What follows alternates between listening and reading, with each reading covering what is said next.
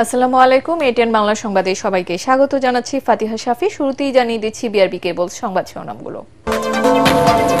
বিচার ও সংস্কার ছাড়া নির্বাচন মেনে নেবে না জনগণ, হুঁশিয়ারি এনসিপির। ভোটের মাধ্যমে জনগণের হাতে ক্ষমতা ফিরিয়ে দেওয়ার আহ্বান বিএনপির।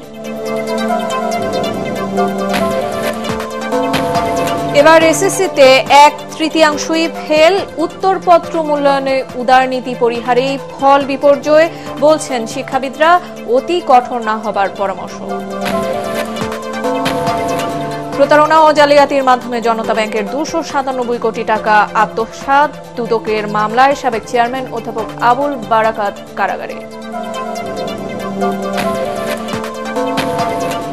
এবং শ্রীলঙ্কাকে 9 গোলে বিধ্বস্ত করে সাফ অনূর্ধ্ব-20 ফুটবলে বাংলার বাঘিনীদের শুভ সূচনা।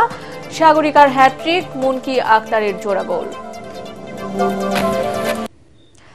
এতক্ষণ শুনছিলেন বিআরবি কেবল সংবাদ শিরোনামগুলো, আর এবারে চলে যাচ্ছি পুরো সংবাদে। বিচার ও সংস্কার ছাড়া জনগণ নির্বাচন মেনে নেবে না বলে হুঁশিয়ারি দিয়েছেন জাতীয় নাগরিক পার্টি এনসিপির আহ্বায়ক নাহিদ ইসলাম। জুলাই পদযাত্রার 11তম দিনে যশোরের 0 পয়েন্ট এলাকায় পথসভায় তিনি একথা বলেন। এ সময় দ্রুত জুলাই সনদ ঘোষণা ও নিরপেক্ষ নির্বাচন কমিশন গঠনের দাবি জানান এনসিপির আরেক নেতা হাসনাত আব্দুল্লাহ। এ সময় জুলাই আন্দোলনে হতাহতদের পরিবারের পাশে থাকার আশ্বাস দেন এনসিপি নেতারা।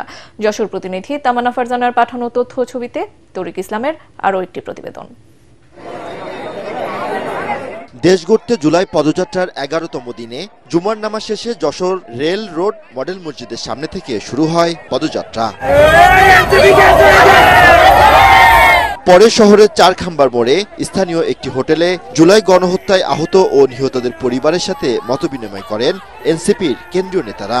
এ সময় তুলে ধরেন তাদের নানা সমস্যার কথা। পরে যশোরের জজকোর্ট মোড়ে পথসভায় কথা বলেন এনসিপি নেতারা। জুলাইয়ের চেতনা ধারণ করে সকল ষড়যন্ত্রের বিরুদ্ধে রাজপথে থাকার ঘোষণা দেন তারা। একটা পক্ষ পালিয়েছে ভারতে, আরেকটা পক্ষ পালিয়েছে লন্ডনে। সুতরাং যারা ফেসিবাদ বিরোধী রাজনৈতিক দলে যারা আছেন, আপনারা গুসা করেন না। চাঁদাবাজ যদি আপনারা না হন, আপনাদের গায়ে তো লাগার কথা না। 24-এর আকাঙ্ক্ষা আমরা ভুলিনি, আমরা ভুলতে দিব না। আগামীর বাংলাদেশে কোন চাঁদাবাজ, দখলদার, সিন্ডিকেট চালনাকারী, কোন অপকর্মকারীর আর জায়গা হবে না।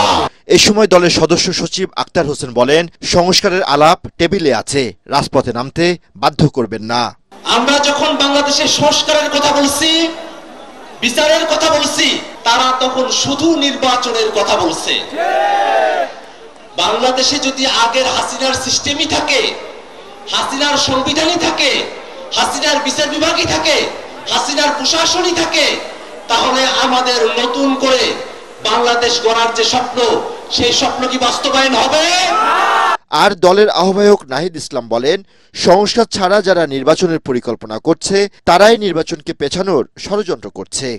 আপনারা ভয় পাবেন না কোনো চাঁদাবাজকে, ভয় পাবেন না কোনো দুর্নীতিবাজকে, ভয় পাবেন না কোনো দখলদারকে। একটি রাজনৈতিক দল তাদের লক্ষ লক্ষ কোটি কোটি মানুষের কথা আমাদের বলে, এই কোটি কোটি মানুষের দল নাকি তাদের? এই কোটি কোটি মানুষ, লক্ষ লক্ষ মানুষ আমাদেরকে দেখায়েন না। আমরা ফ্যাসিবাদের আমলে দেখেছি কার কত মানুষ ছিল, মানুষের হিসাব আমাদেরকে দেখায়েন না। যদি নৈতিকতার সাথে থাকেন, যদি ইনসাফের সাথে থাকেন, একজন মানুষ 1 লক্ষ মানুষের থেকেও শক্তিশালী হয়। যশোরের পর সন্ধ্যায় খুলনার 2টি স্থানে পথসভা এবং চিত্রালী বাজার থেকে দৌলতপুর মোড় পর্যন্ত গণসংযোগ ও পদযাত্রা করে জুলাই গণ অভ্যুত্থানে নেতৃত্ব দেয়া এই দলটি। তরিক ইসলাম, এটিএন বাংলা, ঢাকা। আগে সংস্কার পরে নির্বাচনের কথা বলে জনগণকে বিভ্রান্ত না করার আহ্বান জানিয়েছেন বিএনপির সিনিয়র যুগ্ম মহাসচিব রুহুল কবির রিজভী। তিনি বলেন, সংস্কার কোনো স্থির বিষয় নয়, এটি একটি চলমান প্রক্রিয়া। দলের চেয়ারপারসন বেগম খালেদা জিয়া সহ নেতাকর্মীদের সুস্থতা কামনায় নয়াপল্টনে কেন্দ্রীয় কার্যালয়ের সামনে আয়োজিত দোয়া মাহফিলে রিজভী এসব কথা বলেন। বিএনপি সবার আগে সংস্কার প্রস্তাব দিয়েছে উল্লেখ করে দলের এই মুখপাত্র বলেন, আগামীতে জনগণের ভোটে নির্বাচিত সরকার প্রয়োজনীয় সংস্কার করবে। সমাজ এবং রাষ্ট্রে যখন যেটা প্রয়োজন বড় হবে গণতন্ত্রের স্বার্থে, রাষ্ট্রের স্বার্থে, জনগণের স্বার্থে, তখনই সংস্কার করে সেই আইন প্রণয়ন হবে। এটাই তো গণতান্ত্রিক সংবিধানের নিয়ম। কিন্তু ওটাকে মূলনীতির মধ্যে নিতে হবে, আগে সংস্কার ইত্যাদি ইত্যাদি কথা বলে কেন এই জিনিসটা আপনারা এইভাবে জনগণকে বিভ্রান্ত করার চেষ্টা করছেন? এটা না করে আমরা যেটি বলেছি, জনগণের ক্ষমতা জনগণকে ফেরত দেন। এসএসসি ও সমমান পরীক্ষায় গণিত এবং ইংরেজিতে ভরাডুবির প্রভাব পড়েছে সার্বিক ফলাফলে। এমন পর্যবেক্ষণ দিয়ে শিক্ষাবিদরা বলছেন, বিগত 16 বছরের মধ্যে এবার সবচেয়ে বেশি ফেলের প্রধান কারণ উত্তরপত্র মূল্যায়নে উদারনীতি পরীক্ষার। শিক্ষা বোর্ডের গণিত পরীক্ষকরা বলছেন, অঙ্ক চর্চার বিষয় হলেও অধিকাংশ শিক্ষার্থী মুখস্থ করতে গিয়ে ফল বিপর্যয় ডেকে এনেছে। মিজান শাহজাহানের রিপোর্ট। এবারের এসএসসি ও সমমানের পরীক্ষায় অংশ নেয়া 19 লাখ পরীক্ষার্থীর মধ্যে ফেল করেছে 6 লাখ, অর্থাৎ শিক্ষা জীবনের প্রথম পাবলিক পরীক্ষায় ঝরে পড়ল মোট পরীক্ষার্থীর 1/3। শিক্ষা বোর্ডগুলো বলছে, পাশের হার ও জিপিএ 5 বাড়াতে গিয়ে আগের মতো সহানুভূতি দেখিয়ে গ্রেস মার্ক দেওয়া হয়নি। এ প্রসঙ্গে নটরডেম কলেজের অধ্যাপক মার্লিন কেলারা বারোই বলেন, স্বচ্ছতার অজুহাতে অতি কঠোর হওয়া ঠিক হবে না। 79, 69 এই অনুগুলোকেও পূর্ণ করা হয়নি।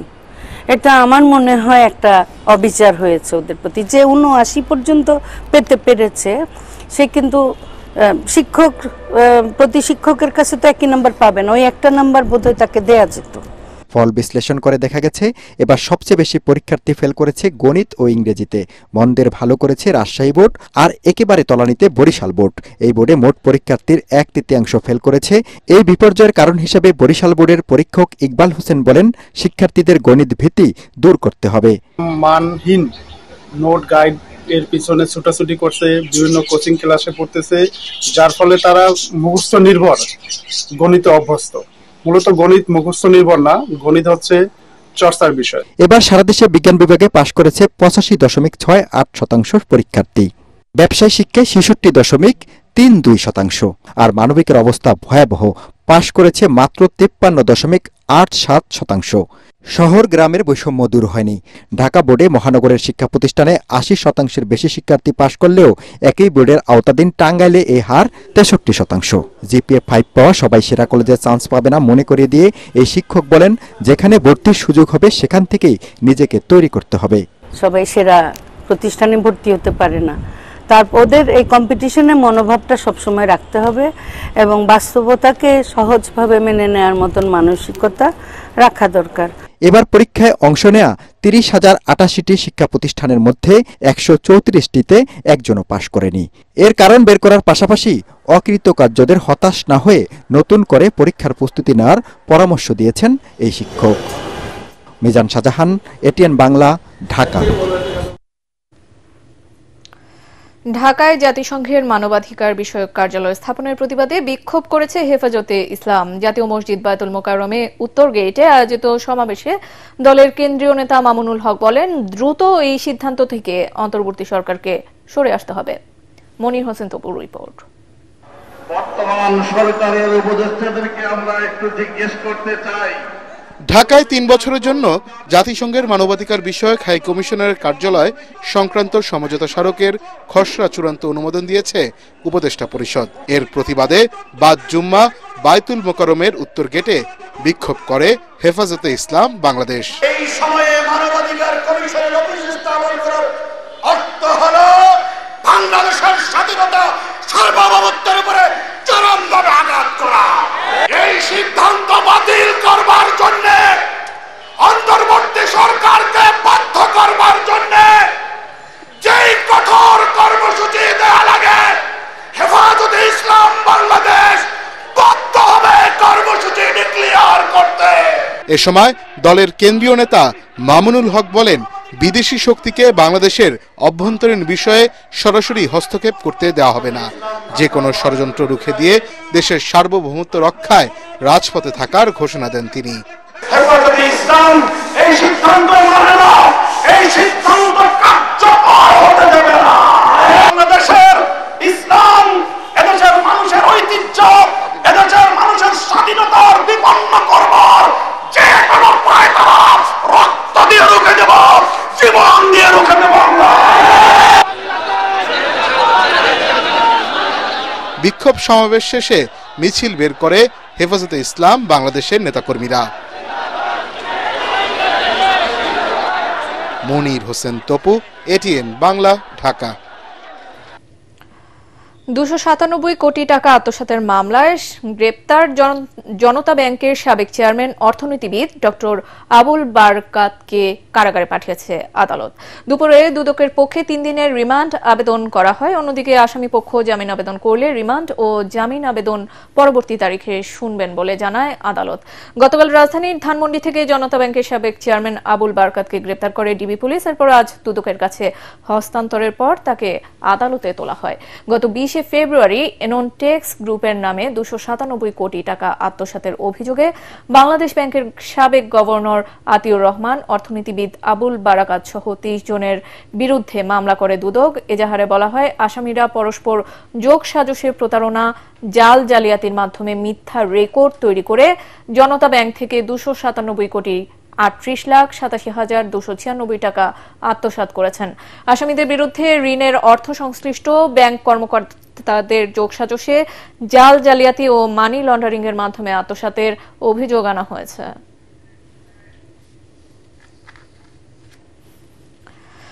যুক্তরাষ্ট্র শুল্ক বাড়ালেও পণ্যের গুণগত মান ঠিক থাকলে দেশটির বাজার হারানোর শঙ্কা নেই বলে জানালেন অর্থ উপদেষ্টা ডক্টর সালেউদ্দিন আহমেদ।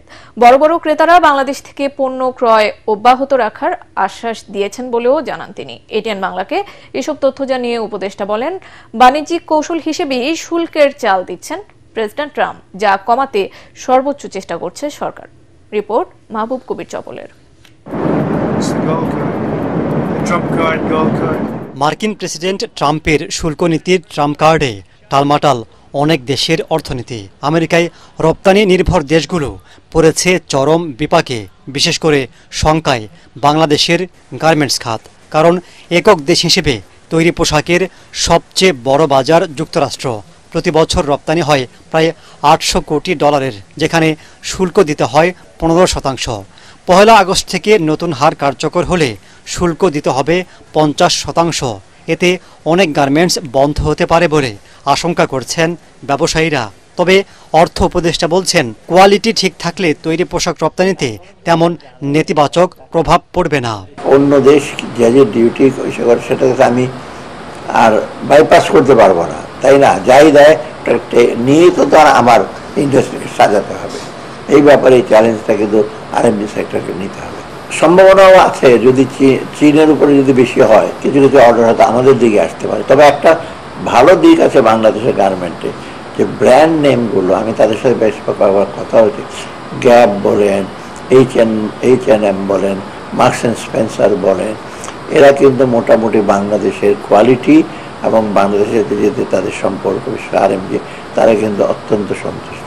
তারা সহজে যেতে চায় না, এটা ওরাও বলেছে। আমরা নতুন মার্কেটে আমরা যেতে চাই। আমি মনে করি যে এটা একেবারে পুরোপুরি হাতছাড়া হয়ে যাবে তা না, যদি ওদের কোয়ালিটিটা এবং টাইমলি শিপমেন্ট যদি করে, হয়তো কিছুটা হিসাবে। তিনি বলেন, বাংলাদেশের পক্ষ থেকে গত 3 মাসে তৎপরতায় কোনো ঘাটতি ছিল না, কিন্তু বাণিজ্যিক স্বার্থের কৌশল হিসেবে ট্রাম্প বিভিন্ন দেশের উপর বিভিন্ন হারে শুল্ক নির্ধারণ করেছেন, যা কমাতে বাণিজ্য উপদেষ্টা ও সচিব যুক্তরাষ্ট্রে ইউএসটিআর-এর কর্মকর্তাদের সাথে দফায় দফায় বৈঠক করছেন।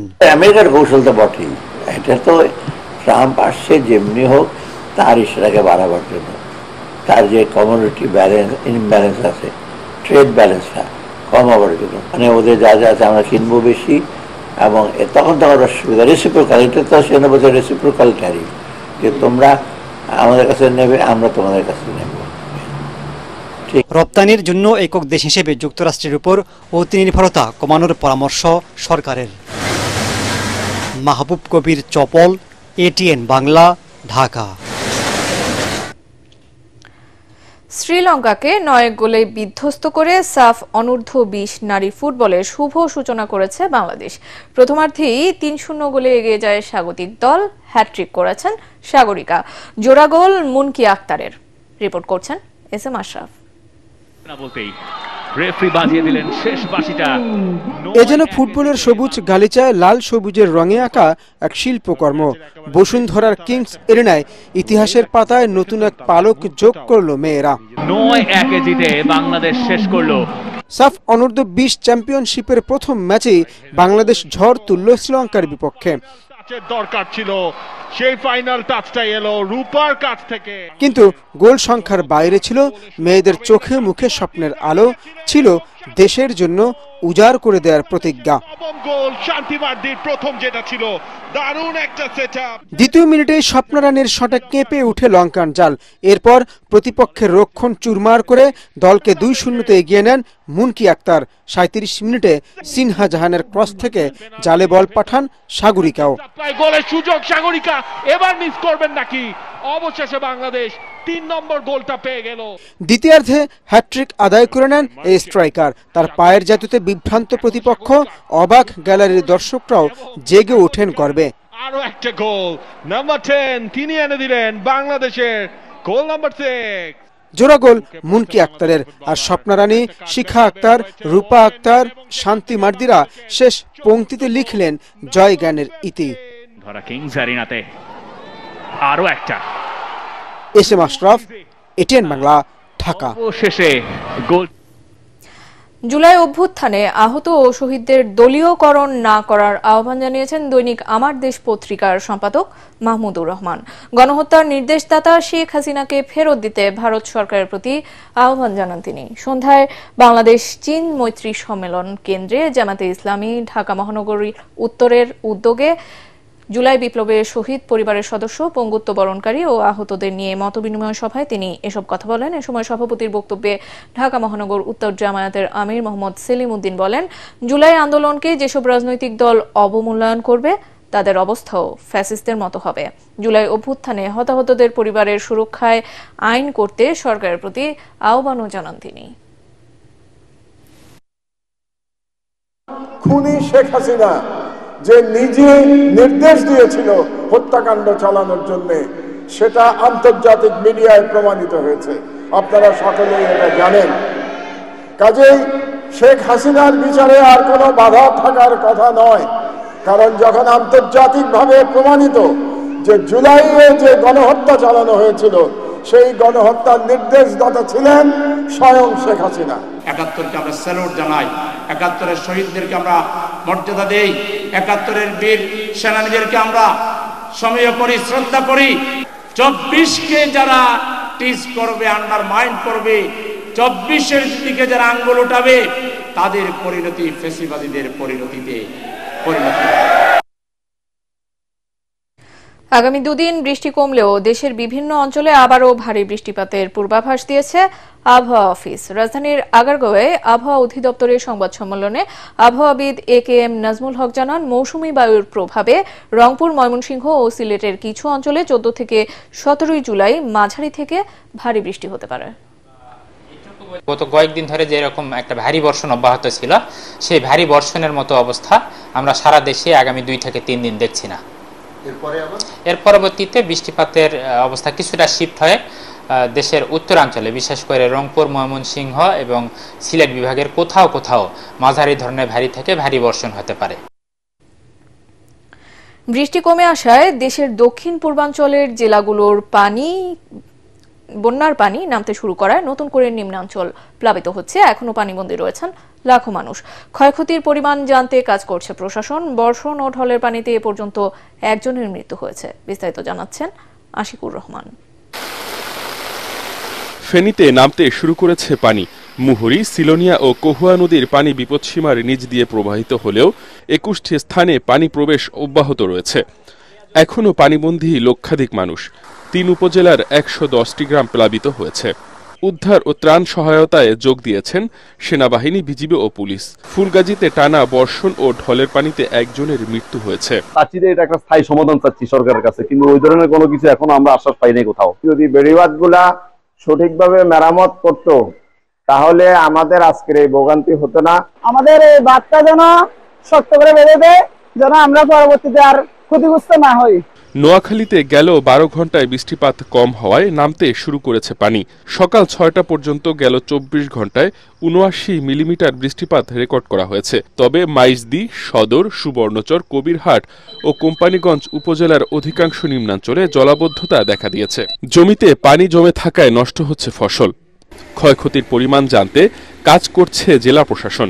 সামান্য বৃষ্টিতে পানি ওঠার মূল কারণ হচ্ছে যে ড্রেনগুলোতে বা আশপাশে খালগুলা ভরাট করে রাখা। এখানে প্রশাসনের কোনো নজর নাই। আর আগামীতে চাইবো আমরা সেনাবাহিনীর সহযোগিতা চাই। পার্বত্য এলাকাগুলোতে বৃষ্টি ও ঢলের পানিতে ভেঙে গেছে রাস্তাঘাট। রাঙামাটি লংগদু সড়কে পানি জমে থাকায় যান চলাচল বন্ধ রয়েছে। বৃষ্টিপাত কমলেও শরীয়তপুরের জাজিরায় অব্যাহত আছে নদী ভাঙন। গেল 2 দিনে পদ্মা সেতু প্রকল্পের প্রায় 300 মিটার এলাকা নদীগর্ভে বিলীন হয়ে গেছে। আশিকুর রহমান, এটিএন বাংলা। এবারে আল আরাফা ইসলামী ব্যাংক অর্থ সংবাদ।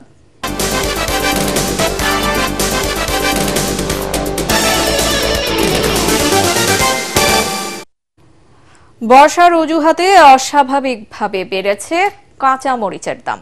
সপ্তাহের ব্যবধানে কেজিতে প্রায় 200 টাকা বেড়েছে, যা আগের তুলনায় প্রায় 3 গুণ। এছাড়া সবজির দাম কিছুটা সহনীয় হলেও চড়া মাছ মাংসের বাজার। রিপোর্ট আদিন সজীবের। যে কাঁচামরিচ ক্রেতারা কয়দিন আগেই কিনেছেন 60-70 টাকা কেজি, ছুটির দিনে তা 280 থেকে 300 টাকা পর্যন্ত বিক্রি হচ্ছে। কিভাবে রাতারাতি দাম অস্বাভাবিক হচ্ছে হিসাব মিলছে না ক্রেতাদের। 50 টাকা 150 গ্রাম, 2-3 গুণ 4 গুণ হয়ে গেছে। তো আমরা তো আশা করে আসছে 60-70 টাকা কেজি, এখন তো দেখছি 300 টাকা কেজি। তখন বোধহয় কিনছিলাম 60 টাকা কেজি, 60 টাকা কেজি কিনছিলাম মনে হয়। 60 টাকা কেজি কিনছিলাম লাস্ট, এখন 300 টাকা কেজি। টানা বৃষ্টির অজুহাত দিচ্ছেন বিক্রেতারা। তাদের দাবি কেজি প্রতি মরিচ কেনা পড়েছে 250 বা তারও বেশি। 300 বর্ষা বেশি, এখানে দাম বেশি। আগের সপ্তাহে 60 টাকা 80 টাকা কেজি ছিল, শুধু 60 টাকা 80 টাকা কেজি ছিল। তো আমদানি কমের কারণে দামটা এখন একদম হাই হয়ে গেছে। বেশিরভাগ সবজি বিক্রি হচ্ছে 40 থেকে 50 টাকা কেজি, কোনোটা তারও বেশি। অতটা অস্বস্তি নেই ডিম ও মুরগির বাজারে, বিক্রি হচ্ছে প্রায় আগের দামই। তবে বাড়তি দামে কিনতে হচ্ছে মাছ আর মাংস। আদিন সজীব, এটিএন বাংলা, ঢাকা। বেসরকারি টেলিভিশন চ্যানেল ও রেডিওর সংবাদ উপস্থাপকদের সংগঠন এনবিএর বার্ষিক সাধারণ সভা অনুষ্ঠিত হলো আজ। এতে প্রধান অতিথি ছিলেন পরিকল্পনা উপদেষ্টা doctor Wahiduddin Mahmud. Guest of honour হিসেবে উপস্থিত ছিলেন বিএনপির স্থায়ী কমিটির সদস্য আমির খসরু মাহমুদ চৌধুরী ও জামায়াতে ইসলামের সেক্রেটারি জেনারেল অধ্যাপক মিয়া গোলাম পরোয়ার। এনবিএর সভাপতি ডাক্তার সাকলাইন রাসেলের সভাপতিত্বে বার্ষিক সাধারণ সভায় 2024-26 মেয়াদে নির্বাচিত কার্যনির্বাহী কমিটির সদস্যরা বার্ষিক কর্ম পরিকল্পনা তুলে ধরেন। পরে এনবিএ পরিবারের সদস্যরা সাংস্কৃতিক পরিবেশনা করেন।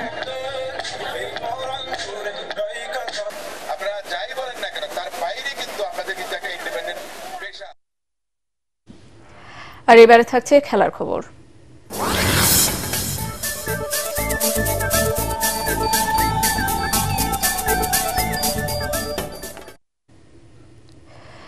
সান্তোসের সঙ্গে চুক্তি নবায়নের পর মাঠে নেমেই আলো ছড়ালেন ব্রাজিলিয়ান ফুটবল তারকা নেইমার।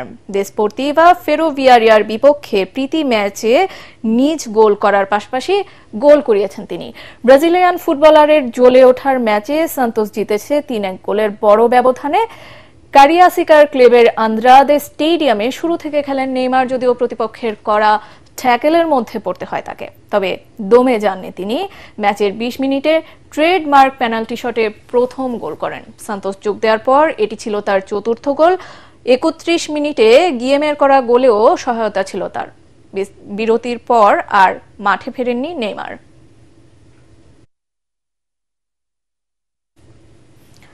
সংবাদ শেষ করছি, তার আগে বিআরবি কেবল সংবাদ শিরোনামগুলো জানিয়ে দিচ্ছি আরো একবার। বিচার ও সংস্কার ছাড়া নির্বাচন মেনে নেবে না জনগণ, হুঁশিয়ারি এনসিপির। ভোটের মাধ্যমে জনগণের হাতে ক্ষমতা ফিরিয়ে দেওয়ার আহ্বান বিএনপির।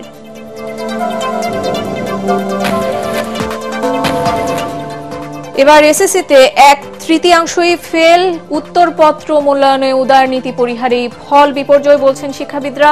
অতি কঠোর না হওয়ার পরামর্শ। প্রতারণা ও জালিয়াতির মাধ্যমে জনতা ব্যাংকের 297 কোটি টাকা আত্মসাৎ, দুদকের মামলায় সাবেক চেয়ারম্যান অধ্যাপক আবুল বারকত কারাগারে। এবং শ্রীলঙ্কাকে 9-1 গোলে বিধ্বস্ত করে সাফ অনূর্ধ্ব 20 ফুটবলে বাংলার বাঘিনীদের শুভ সূচনা, সাগরিকার হ্যাট্রিক, মুনকি আক্তারের জোড়া গোল। আর এই ছিল এখনকার মতো। রইল পরবর্তী সংবাদ দেখার আমন্ত্রণ। এটিএন বাংলা সংবাদ ইউটিউবে দেখতে ব্রাউজ করুন youtube/ATN বাংলা নিউজ। সাথে থাকার জন্য ধন্যবাদ।